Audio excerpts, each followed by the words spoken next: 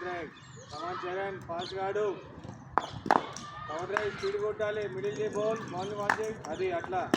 కిందికెళ్ళి రాని bat flow ఇంకా కిందికెళ్ళి రాని కిందికెళ్ళి ఇంకా కిందికెళ్ళి రావాలి కవర్ డ్రైవ్ ఆడాలి శివ బ్యాట్ ఫుట్ అండ్ కోన్లో ఒకటే లైన్లో ఉండాలి రాంగ్ ఆడుతున్నావు పొజిషన్కి రాని ఇట్లా కోన్ లైన్లకు పొజిషన్ కదా ఇంకా బ్యాక్ వెళ్ళు ఇంకా